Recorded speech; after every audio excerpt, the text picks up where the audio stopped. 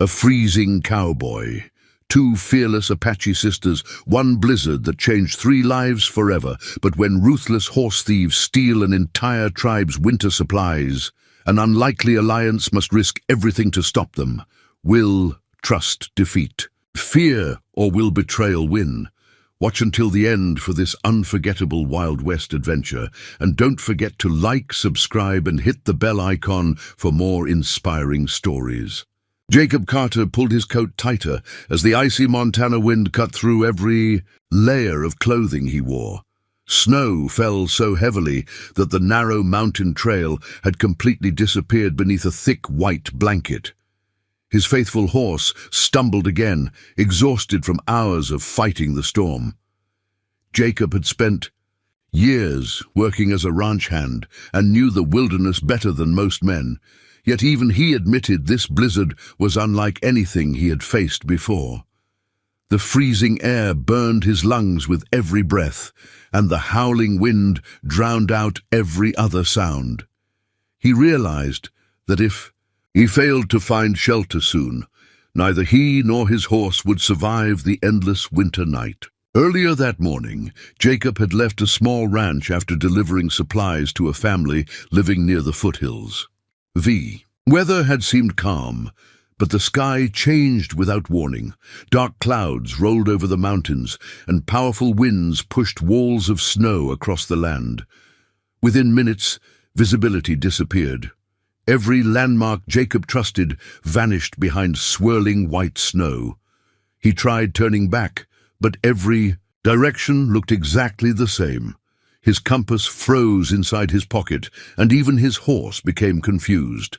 Jacob whispered encouraging words to the frightened animal, refusing to panic even as the storm grew stronger around them. Hour after hour, the temperature continued to fall. Snow collected on Jacob's hat, shoulders, and beard until he looked like part of the frozen landscape. His leather gloves had become stiff with ice, making it difficult to hold the reins. His fingers slowly lost all feeling. The horse's breathing became slower, and each step required enormous effort. Jacob searched desperately for a cave, an abandoned cabin, or even a group of trees thick enough to block the wind. Instead, he found only endless hills buried beneath deep snow. He understood the harsh truth every mountain traveler feared. Nature always won against human strength. Finally, the horse stopped moving altogether. Jacob gently climbed down, patted the exhausted animal's neck, and tried leading it forward on foot. After only a few steps, his legs refused to obey him. He collapsed into the snow, too weak to stand again. The freezing ground drained the last warmth from his body. His vision blurred, and the roaring wind sounded farther away with every passing second. Jacob thought about his late parents, the quiet ranch where he worked, and not far away, hidden among tall pine trees, 2 Apache sisters were returning from checking animal traps before the storm became even worse. Ayana, the older sister, noticed fresh horse tracks disappearing beneath drifting snow. Curious, she signaled for Naya to follow. Together, they carefully searched through the blizzard until they spotted a motionless horse standing beside a man buried almost completely in snow. Ayana immediately knelt beside the stranger and placed her hand near his mouth. She felt a faint breath. "He's still alive," she shouted over the wind. Without wasting another second, the sisters prepared to rescue him. The journey back to their hidden Apache camp was slow and difficult. Naya calmed the frightened horse, while Ayana and another young hunter lifted Jacob onto a wooden sled used for carrying firewood. Snow continued falling so heavily that the trail disappeared behind them within minutes. Every member of the rescue struggled against the wind, but nobody complained. Apache tradition taught them that saving a life honored the Great Spirit, even when the person in need was a complete stranger. After nearly an hour, the group finally reached the safety of their small mountain camp, surrounded by towering pine trees. As soon as the camp warriors saw the unconscious cowboy, arguments broke out. One older warrior warned that white settlers had often betrayed native tribes after receiving kindness.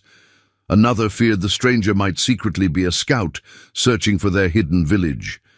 Several demanded that Jacob be left outside until morning. Ayanna stood between them and the helpless cowboy without hesitation. She reminded everyone that a dying man carried no weapon in his hands. "If he wished us harm," she said calmly, "the mountain has already defeated him. We will not let fear destroy our honor." Her quiet courage slowly silenced the angry voices. Inside the largest lodge, the sisters quickly removed Jacob's frozen coat, soaked boots, and icy gloves before wrapping him in thick buffalo blankets, warmed beside the fire. Even with the flames burning brightly, his body continued trembling violently from the dangerous cold. Naya heated stones and placed them near the blankets, while Ayanna prepared warm herbal tea known for restoring strength. When Jacob finally opened his eyes, he looked confused and embarrassed. Struggling to sit up, he whispered that he would sleep beside the fire instead. Ayanna smiled gently before replying, "Shut up, cowboy. You're freezing. You're sleeping between us tonight, or you'll be dead by morning." Jacob was too weak to argue, and as the fierce storm roared outside, the first fragile bridge of trust formed between a lonely cowboy and two compassionate Apache. Forever. For a few moments, he simply listened to the crackling fire and the quiet voices outside. His strength had not fully returned, but his breathing was steady again. Looking around, he realized the Apache sisters had watched over him throughout the long night, refusing to let a stranger freeze to death despite the danger and distrust surrounding him. Jacob carefully stood from the buffalo blankets and thanked Ayanna and Naya with sincere respect. He admitted that without their courage, he would never have seen another sunrise. Ayanna smiled and handed him a bowl of warm stew while reminding him that every life carried value, regardless of tribe or background. Several warriors, still, watched him with suspicious eyes, but Jacob understood their caution. He knew history had given them many reasons not to trust outsiders. Rather than feeling offended, he quietly accepted their silence, hoping his actions would one day speak louder than any promise he could make. Before Jacob could prepare his horse and continue his journey, the peaceful morning was interrupted by desperate shouting.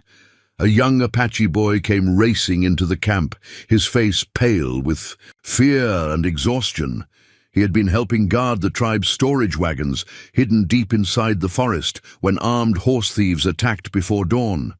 The raiders stole sacks of dried meat, flour, blankets, medicine, and several strong horses before disappearing into the mountains. The frightened boy explained that one elderly guard had been injured while trying to stop them. Panic spread quickly through the camp as families realized their precious winter supplies were gone. The tribal council gathered immediately around the central fire. Some warriors demanded a full hunting party, while others feared the thieves had set a trap. Every hour lost meant the stolen tracks would disappear beneath fresh snow. Jacob quietly studied the worried faces before stepping forward. He introduced himself properly and explained that tracking cattle rustlers across frozen valleys had been his work for many years. If allowed, he believed he could follow the thieves before the trail vanished completely. His unexpected offer surprised everyone. A few warriors laughed at the idea of trusting an outsider so soon after rescuing him. Several older warriors strongly opposed Jacob's plan.